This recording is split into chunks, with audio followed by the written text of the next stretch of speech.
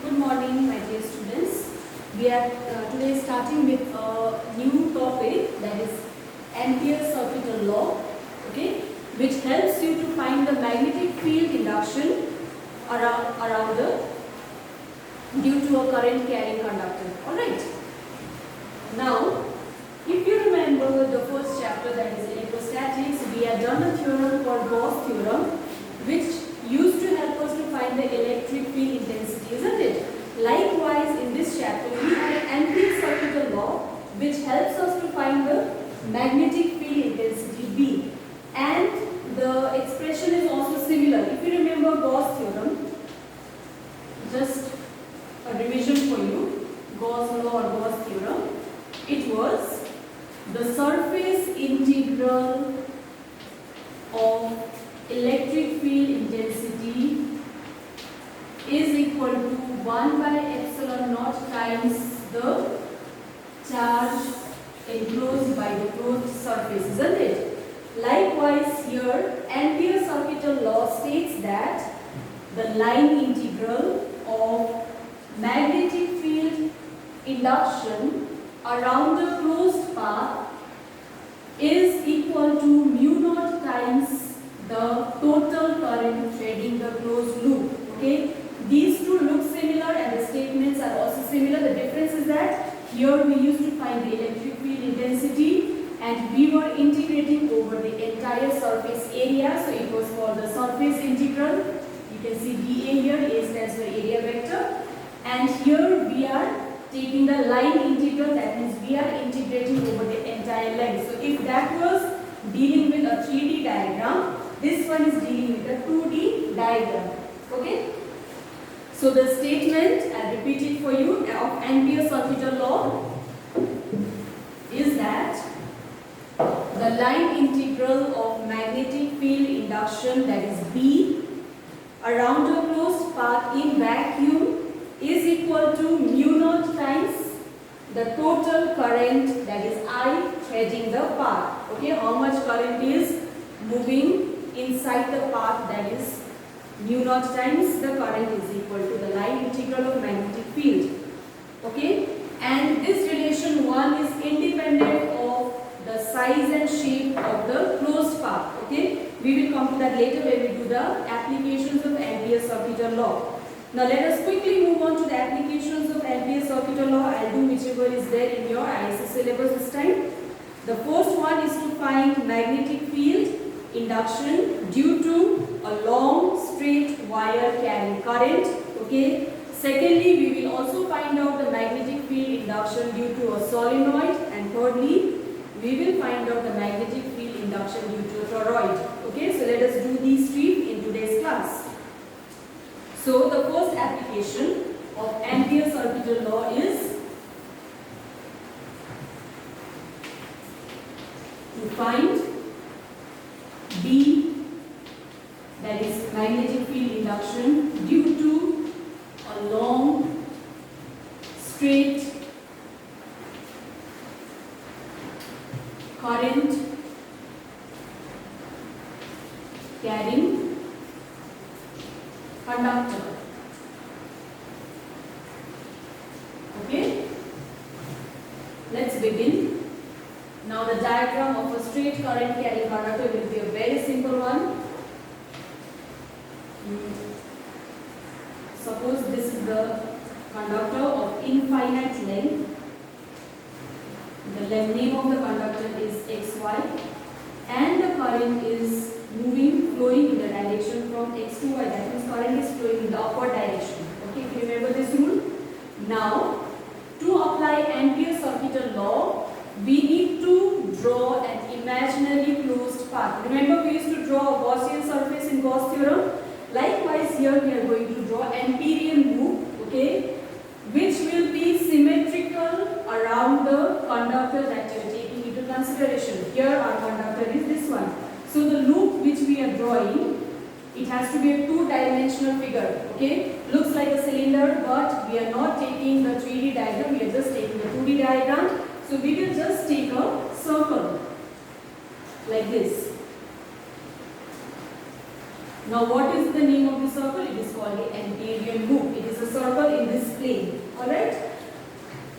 say the radius of the circle we are taking is equal to r, and we need to find the magnetic field intensity at the point P. So your task is to draw an Amperian loop around this wire which will cross this point P where you need to find the magnetic field intensity. Alright? Now this is our Amperian loop. Now what will be the direction of magnetic field induction at the point P? You have to apply this rule since current is going in the upward direction. Okay, magnetic field will be this way, that is anti-clockwise, and the magnetic field induction at the point P is given by the tangent drawn by this one, drawn on the point P. So this is the direction of B, okay, and we will take a very small length of this conductor along the same direction, and this is equal to dl. Now the direction between B and dl has to be the same. If you want to apply Ampere's orbital law, you need to take three things into consideration. One is the direction, the angles between B and dl should be equal to 0, or the angle between B and dl has to be 90 degree, or the value of B there has to be equal to 0. If these three conditions are there, then only you are going to apply Ampere's orbital law. Otherwise, it will become difficult for you to apply Ampere's orbital law. Is it clear? So in our case, the angle between B and dl is equal to 0. So we consider an infinite long straight wire carrying current I in the direction from x to y, that is in the upward direction, on the plane of the paper. This is on the plane of the paper. Now a magnetic field is produced around the wire, isn't it? Which is of the same magnitude at the same distance from the wire. That means if you have taken a circle, the radius of this circle will be the same. That means all the points lying on this Amperian loop, that is our circle, will be having the same value of magnetic field induction. Okay, that means it should have a symmetry. Now we consider a point P at a distance r from the wire where magnetic field at P is equal to B, whose direction is shown in the diagram. Now we draw an Amperian loop as a circle, okay, of radius r, perpendicular to the plane of the paper in this plane, okay, with a wire at the center, and such that the point P lies on the loop. Of course, if you are drawing an Amperian loop, the point has to lie on the Amperian loop. Now, we shall now integrate the Amperian part anti-clockwise, as I told you. Okay. We shall just start integrating. B. We are starting with the derivation now. Okay. B dot dl. We will first find the left hand side, then we will move on to the right hand side of Ampere's orbital law, then we will combine both. Okay. B dot dl will be equal to integration. This means around the entire closed path. Okay. This circle here. B dl. Can you tell me the angle between B and dl here? It is 0. So if it is dot, it has to be cos 0 degree. Cos 0 is equal to 1. So my expression comes down to B. B can be taken out because I told you it is constant throughout the Amperian loop. B integration dl, that is equal to 1. Now what is integration dl for a circle? It will be the length of the entire circle. Length of a circle means the circumference of the circle, that is given by 2 pi into r. So the left hand side to be used for your Ampere's orbital law, B dot dl comes down to be B into 2 pi r. Okay? Let us say it is equation 1. Now, for the right hand side, you know, and applying Ampere's orbital law, it states that B dot dl is equal to mu naught into I. Okay? Now this B dot dl from 1 is equal to B into 2 pi r is equal to mu naught into I. Now from here I can easily find out the value of B. B is equal to mu naught by r. I can leave the expression here, but I can modify it further in terms of a known constant, that is mu naught by 4 pi. If I want to write this as mu naught by 4 pi, my final expression will be equal to b is equal to mu naught by 4 pi. Since I have just multiplied by 2 here, divided by 2 here, I multiply by 2, so it is 2I divided by r. This is the expression for magnetic field induction at a point P at a distance r from a straight current carrying conductor. Clearly, from the expression, it is evident that as you increase the distance, the value of B keeps on decreasing. That means B and R are inversely proportional to each other. This is the first application for you. Let us quickly move on to the second application to find magnetic field induction. Okay, on the axis of an ideal solenoid, you must have come across the term solenoid in class 10. What is a solenoid? It is a lot of turns wound around an insulator. That means a solenoid is like a helix connected to a source of current. So this is a solenoid. Now it cannot be standing on its own in air, so something has to be there for support. So we put an insulator here. You pass current to the solenoid, it will exactly behave like a bar magnet. That is a property of a solenoid, isn't it? Now we are going to find out magnetic field due to this solenoid. So the second application is to find B due to a solenoid. Okay? It looks like this, isn't it? This is the wire which is connected to a battery, of course, with a key. Okay?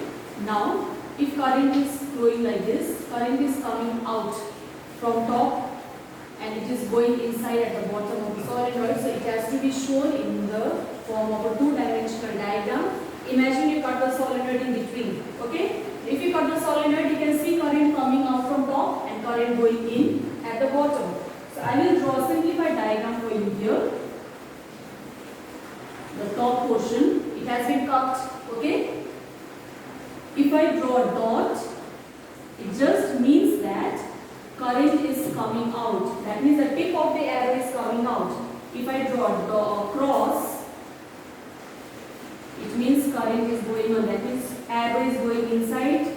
That means the tail of the arrow is seen. Cross, cross, and cross. Okay? This is how a solenoid looks like. If you cut the solenoid in between, this is the cross section of the solenoid. And since here current is coming out, what will be the direction of magnetic field? It will be circular here, circular, isn't it? But the direction will be just opposite to each other here, so they will just cancel out each other. So we assume that the magnetic field outside the solenoid will be equal to 0. It is almost equal to 0. Of course, we have negligible value of B outside the solenoid, but we assume it to be 0. So please remember that if you are taking the expression for magnetic field due to a solenoid, you have to take the value of B outside the solenoid is equal to 0. Now, inside the solenoid, the magnetic field, the direction will be here like this. Okay? Because current is coming out like this, isn't it? So, current is coming out like this, so the magnetic field will be shown by the finger. So, if it is going in, also the finger is pointing on this side. If it is coming out, also the finger is pointing on the left side. So, the overall direction of magnetic field is like this, from left to right. Okay? Now, to do this, we will consider, as in the previous case, an amperian loop. For simplification purpose here, we will take a rectangular amperian loop. I can use a different color here. We will take a rectangular amperian loop. The name of the loop, say, I will follow what the notes I have given to you, P, Q, R, S. Okay? And the direction of amperian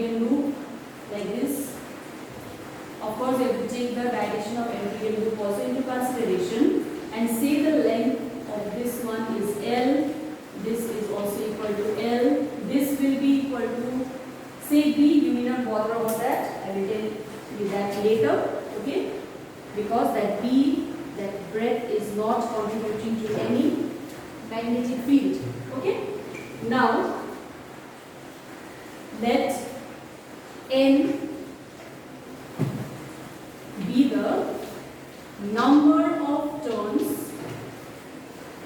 per unit length in the solenoid. See, in the solenoid there are so many number of turns, like one circular coil repeated so many times. So the number of turns per length is equal to n. Okay? That means what will be the total number of turns in this length L? It will be just n into L. We will come to this later.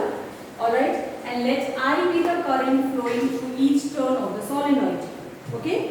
Now, apply Ampere circuital law over the Amperian loop. The name of the loop is PQRS V dot DL. Now I can just divide this loop into 4 parts, into each side of the rectangle. So I can write it as integration PQ V dot DL.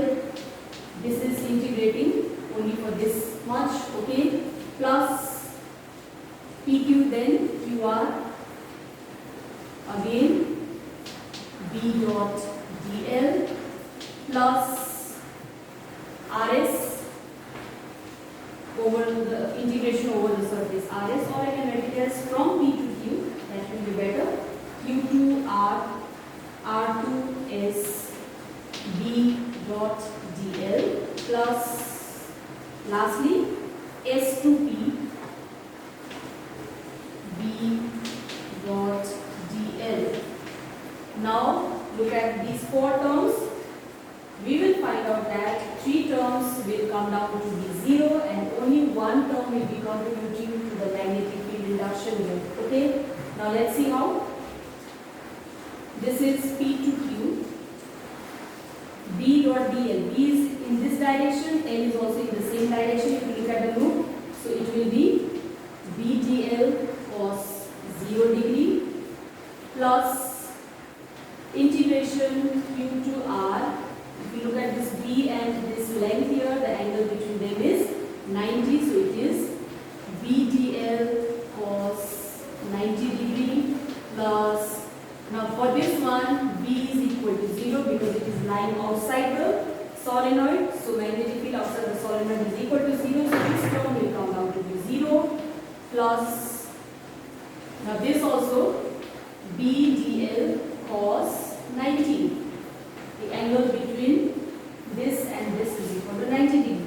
Cos 90 is 0. It will come to be 0. 0.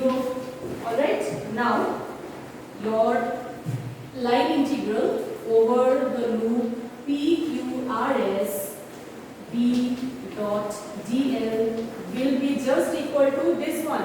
Cos 0 is 1. So B can be taken out. Integration of DL from P to Q. Yes? Now,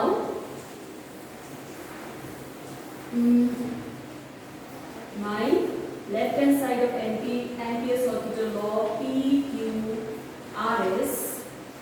B dot DL is equal to B integration DL is nothing but the length of this portion of the Ampere loop, that is equal to capital L. Okay, now we will apply this to an Ampere circuital law, which states that integration over the closed loop B dot DL is equal to mu naught times the total current lying inside the loop. Okay. Now this one can be written as B into L, mu naught into what will be the total current? How many turns are there inside? N for unit length, okay? And the length here is L. So the total number of turns will be equal to N into L, and amount of current in each turn is equal to I. So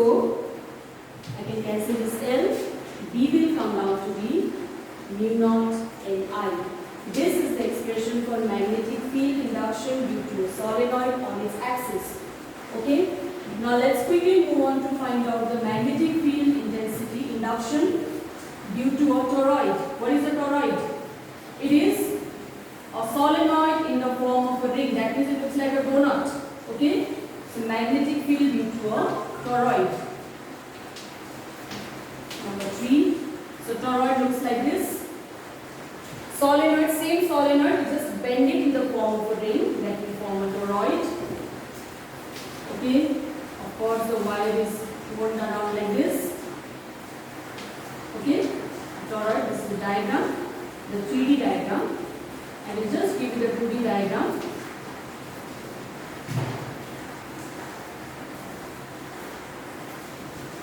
Okay. Current flowing like this, I. So this is how a toroid looks like. Current will be flowing like this.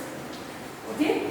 Now, if you look at the inner portion of this toroid, current is going in.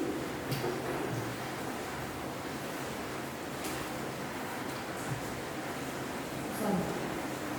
This current is going in inside. So I will just represent it by a cross, the tail of the arrow. And outside I will just put a dot. For simplification, imagine we have cut the donut into cross-sectionally and the diagram looks like this.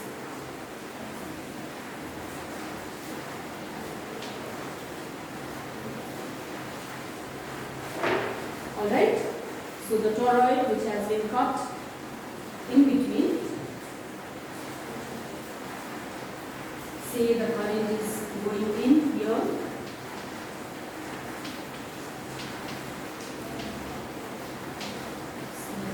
8. I will draw 8 dots here. That means current is coming out like this and going in. Okay. 1, 2. It has to be equal. 4, 5, 6, 7, 8. It has to be 8. Now we will see the magnetic field induction on 3 points due to the toroid. One will be inside. So for that one, I will just draw an Amperian loop inside the toroid. The center is here and the radius is R1. Okay.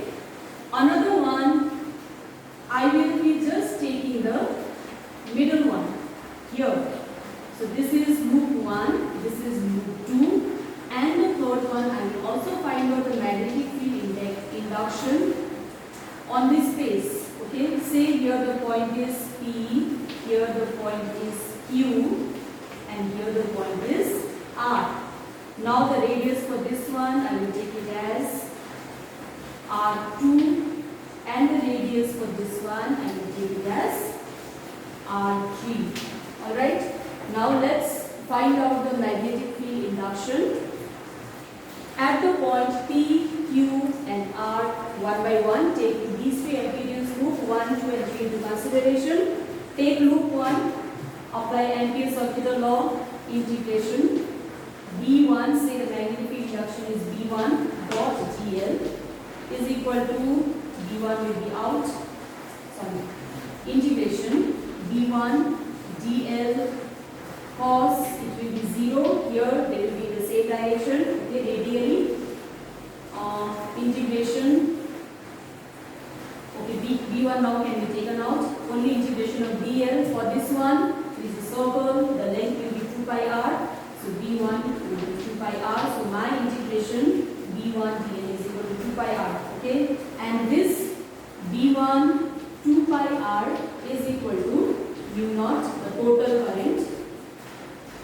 Now, do you think there is any current inside the loop? No, there is nothing inside this loop. So this one, this total I is equal to 0, because of which B1 is also equal to 0. So the magnetic field induction in a space inside the solenoid, in that hollow space inside the toroid, is equal to 0, because there is no current enclosed by this Amperian loop. Alright?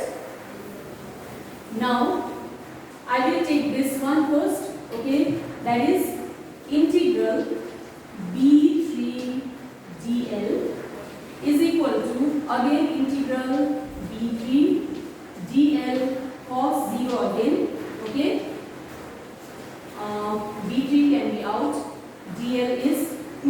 pi r3, the radius of the ampere loop that we have taken. Okay. Now again this term, that is V3 into 2 pi r3 according to Ampere's orbital law, is equal to mu naught into the current, okay, enclosed by this loop. Now here inside this you can see at the same along the same line there are two currents. One is coming out, another one is going in. Okay, just look inside this one. Coming out, I can assign a positive sign. Going in, I can assign a negative sign. So what happens is that the positive and the negative currents cancel out each other. So the total current enclosed even by this third loop, that is loop 3, is also equal to 0. So it comes down that B3 also happens to be equal to 0. Is that clear? Okay. So we just need to find out B2 now, because B1 is also equal to 0 because there is no current inside. B3 is also equal to 0, though there is current, but we have positive and negative current cancelling out each other. Coming to the third one, that is the middle one, B2 dot dl. Again same thing, put a vector sign, B2 dl cos 0 degree. Okay, take B2 out, integration dl will be equal to 2 pi r2. Okay, now this B2, which can be taken as B because B1, B2, B3 are anyway equal to 0, I can take it as B. B into 2 pi r2 is equal to mu naught, the total current enclosed by the loop, isn't it? Now this loop is here, so inside the loop we have this current. Okay, so what will be the total current? Mu naught into, like in the previous case, n is the total number of turns per unit length. Okay, in this case the total number of turns per unit length into the length will be the total current inside this one. So it is n into 2 pi r2 into the current in each turn is equal to I. So it is my B into 2 pi r2. I can cancel this 2 pi r2 on both the sides. So B will come down to be mu naught Ni. Compare this with the expression that we derived for a solenoid. They will be the same. Okay, so that is Ampere's orbital law for you, and we have also done the applications. Tomorrow or day after I will be sending you a PDF which will contain all the ISC questions based on Ampere's orbital law. Try to solve them on your own. Thank you.